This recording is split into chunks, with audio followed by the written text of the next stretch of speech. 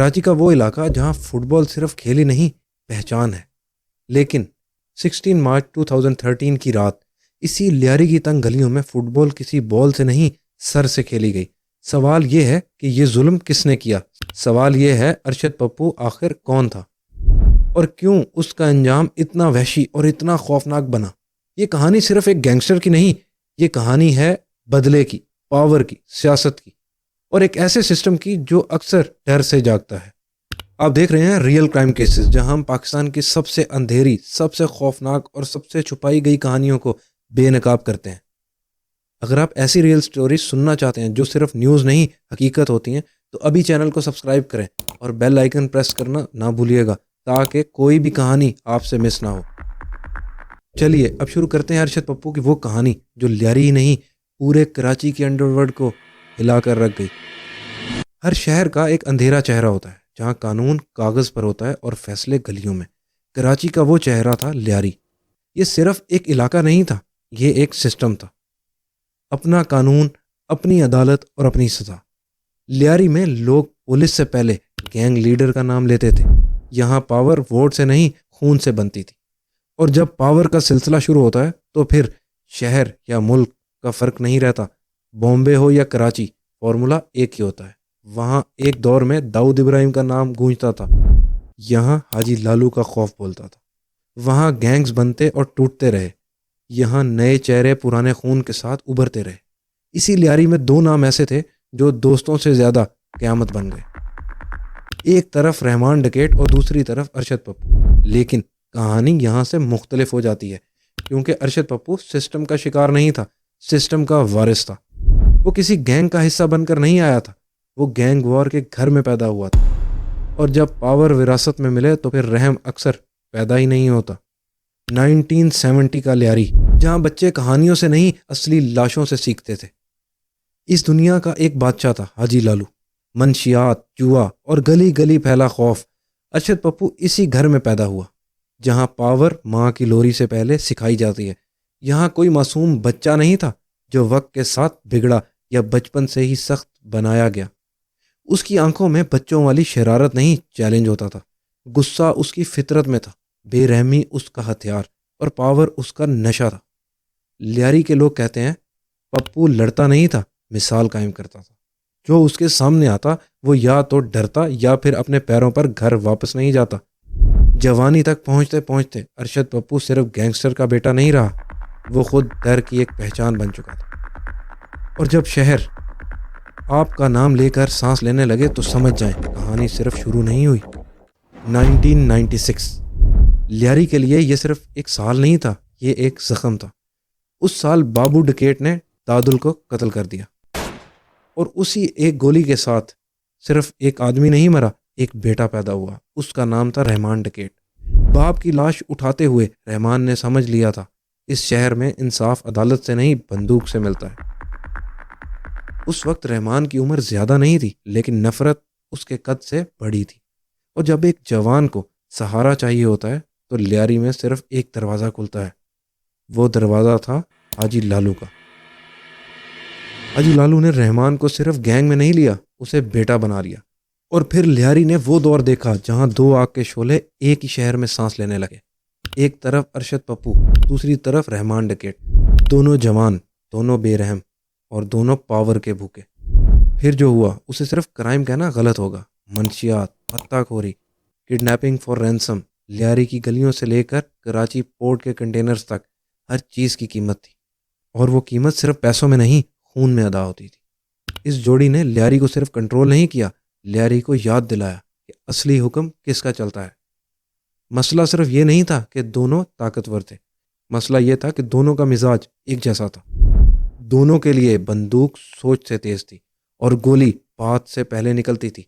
फिर एक दिन लियारी का पुराना बादशाह हाजी लालू जेल चला गया। और जहां बादशाह गिरता है वहां कुर्सी खाली होती है। अरशद पप्पू ने उस कुर्सी पर बैठने में एक लम्हा भी नहीं लगाया। लेकिन यह बात रहमान डकैत को कबूल नहीं थी। उसके लिए यह सिर्फ लीडरशिप का मसला नहीं था, यह ईगो का कत्ल था। रहमान ने अपनी राह अलग कर ली। कालाकोट, कलरी, चिकवारा, हर जगह अपना झंडा चाहता था। और यहाँ से लियारी ने वो देखा जो पहले सिर्फ अफवाह थी। खूनी गैंगवार, गलियों में फायरिंग, घर घर लाशें और हर लाश के साथ बदले का नया वादा। अरशद पप्पू ने जंग को सिर्फ शुरू नहीं किया, उसे यादगार बना दिया। एक दिन उसने फ़ोन मिलाया। लाइन के दूसरे सिरे पर रहमान था और आवाज़ आई, सुन, तेरे चचा मेरे पास हैं, अभी गोली मार रहा हूँ। और फिर सिर्फ एक चीख जो फ़ोन के दूसरे सिरे पर रहमान ने सुनी। ये सिर्फ नहीं था, ये पैगाम था। इसके बाद लियारी में दोस्ती का लफ्ज़ सिर्फ किताबों में रह गया और यहाँ सिर्फ एक रूल था, या तुम या हम। चकीवारा का बस अड्डा, रोज़ का शोर, इंजन की आवाज़ और एक आम सा आदमी, फैज़ू मामा। फैज़ू मामा ना कोई डॉन था, ना कोई लीडर, सिर्फ एक टाइम कीपर जो रोज़ी कमाने आता था। लेकिन लियारी में न्यूट्रल रहना सबसे बड़ी गलती होती थी। अरशद पप्पू का हुक्म आया, अब बत्ता रहमान डकैत को नहीं, मुझे मिलेगा। फैज़ू मामा ने इनकार कर दिया, शायद दोस्ती की वजह से, शायद ज़मीर की वजह से, या शायद इसलिए कि वो जानता था कि अगर आज झुक गया तो कल जिंदा नहीं रहेगा। अरशद पप्पू के लिए इनकार का सिर्फ एक मतलब होता था, मौत। फैज़ू मामा को उठा लिया गया और फिर रहमान डकैत को कॉल मिलाई गई, फैज़ू मेरे पास है, अभी गोली मार रहा हूँ। फैज़ू मामा गिर चुका था, लेकिन उससे कल के साथ सिर्फ एक आदमी नहीं मरा, एक बाप मरा। और उस बाप की लाश के साथ पैदा हुआ एक नया किरदार, उज़ैर बलोच। एक बेटा जो फुटबॉलर बन सकता था, जो सपने देख सकता था। लेकिन लियारी में सपनों से पहले बदले लिखे जाते हैं। फैज़ू मामा के कत्ल ने लियारी की गैंग वॉर को एक नया रुख दे दिया। अब ये सिर्फ अरशद और रहमान की जंग नहीं थी, अब ये बापों और बेटों का खून का सिलसिला बन चुका था। 2006 लियारी की गलियों में पहली बार ऐसा लगने लगा जैसे हवा का रुख बदल रहा है। पुलिस ने अरशद पप्पू को गिरफ्तार कर लिया। फाइल खुली तो सिर्फ एक या दो नहीं, 50 से ज़्यादा कत्ल के केसेस, पत्ताखोरी, किडनैपिंग फॉर रैंसम और दहशतगर्दी के इल्ज़ाम।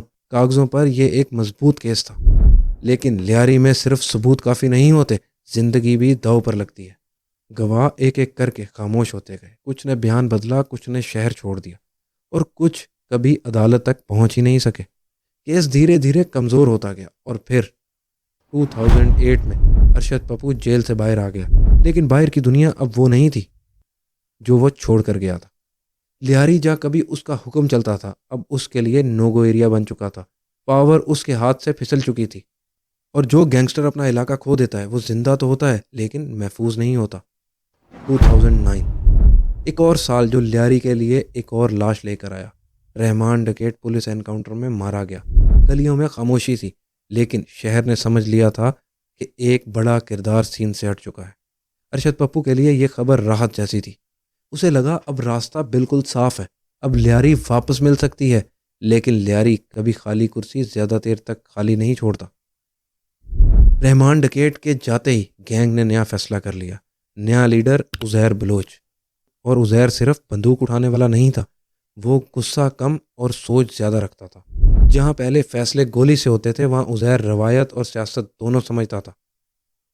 उसने पावर को सिर्फ गलियों तक महदूद नहीं रखा, उसने उसे महफिलों और दफ्तर तक पहुँचाया। और यहाँ से अरशद पप्पू की गलत फहमी सामने आने लगी, क्योंकि जब आप समझते हो कि दुश्मन मर चुका है, अक्सर उस वक्त असल ख़तरा पैदा होता है। 16 मार्च 2013 लियारी की वो रात जो कैलेंडर से निकल गई मगर यादों से नहीं। गलियों में सन्नाटा था, लेकिन फिर मस्जिदों से लाउड स्पीकर जिंदा हो गया। आवाज़ आई, लियारी वालों बाहर निकलो, आज बदला पूरा होगा। ये ऐलान नहीं था, ये फैसला था। कुछ देर बाद अरशद पप्पू और उसका भाई लोगों के सामने लाए गए। ना कोई कोर्ट, ना कोई कानून, सिर्फ गुस्सा, नफरत और सालों का जमा हुआ बदला। उन्हें लियारी की गलियों में घुमाया गया, चेहरों पर जख्म, लबों पर गालियां और आंखों में सिर्फ एक सच, जिंदा वापस जाना मुमकिन नहीं। फिर गोलियों की आवाज़ आई और कहानी यहीं ख़त्म हो सकती थी,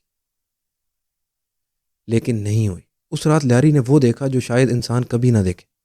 फुटबॉल के शहर में खेल का नाम लिया गया, मगर बॉल इंसानी नहीं थी। ये सिर्फ एक कत्ल नहीं था, ये पैगाम था। पैगाम ये कि लियारी में बदला सिर्फ लिया नहीं जाता, याद भी रखा जाता है।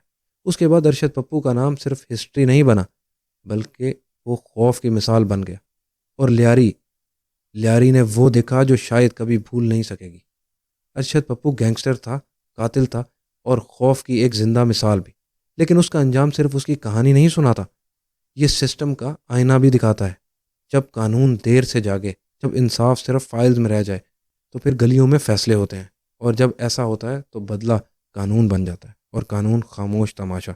सवाल ये है कि अरशद पप्पू ने क्या किया। सवाल ये है कि हमने वक्त पर क्या किया। क्या अरशद पप्पू वाकई एक मॉन्स्टर था, या फिर मॉन्स्टर पैदा करने वाला ये सिस्टम खुद जिम्मेदार है। ये कहानी यहाँ ख़त्म होती है, मगर सवाल अब भी ज़िंदा है।